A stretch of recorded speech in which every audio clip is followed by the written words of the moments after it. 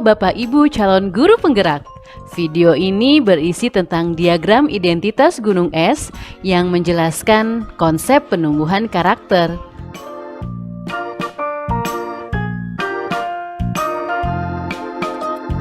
Fenomena gunung es di lautan dapat menggambarkan bahwa apa yang terlihat di permukaan tidak dapat menunjukkan sebesar apa yang tersembunyi di bawah permukaan laut.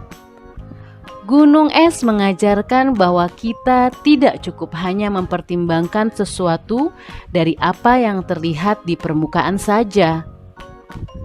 Fenomena gunung es ini akan kita gunakan untuk mengumpamakan bagaimana proses perubahan perilaku dan penumbuhan karakter manusia terjadi.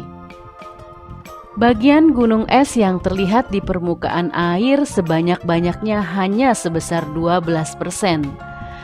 Bagian itu adalah bagian karakter yang dapat terlihat oleh orang lain dan disadari oleh diri sendiri.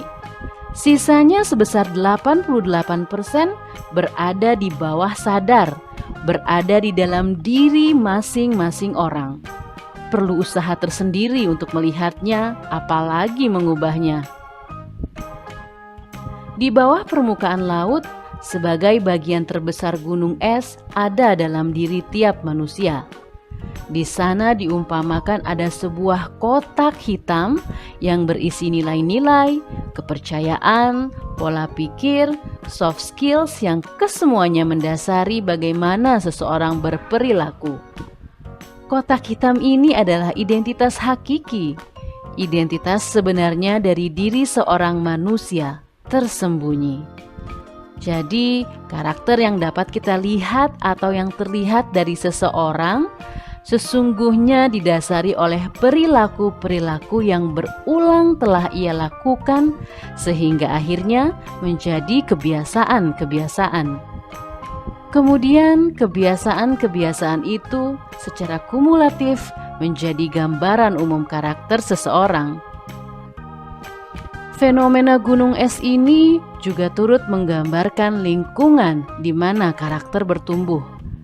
Ada bagian es yang muncul di permukaan yang menggambarkan lingkungan yang terlihat, kasat mata, bersifat fisik, dan dapat disadari. Ada pula bagian es yang berada di bawah permukaan yang menggambarkan lingkungan yang tidak terlihat, tidak kasat mata, bersifat psikis, dan tidak begitu saja mudah untuk disadari. Dua lingkungan itulah yang mempengaruhi karakter seseorang dan perlu kita maksimalkan pengaruhnya dalam menumbuhkan karakter seorang manusia. Dalam menumbuhkan karakter, kedua lingkungan tersebut dapat kita sederhanakan sebagai pengkondisian dan pembiasaan, baik pada lingkungan fisik maupun psikis, baik secara eksplisit maupun implisit.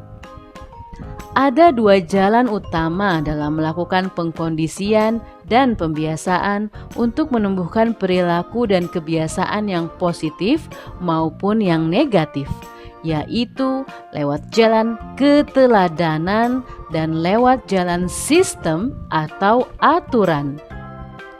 Komitmen untuk melangkah melalui dua jalan utama itulah yang perlu dilakukan secara konsisten agar efektivitas pengaruh lingkungan pada apa yang ada di dalam kotak hitam identitas terus meningkat, mempengaruhi perilaku demi perilaku, hingga akhirnya bertumbuh menjadi karakter yang baik.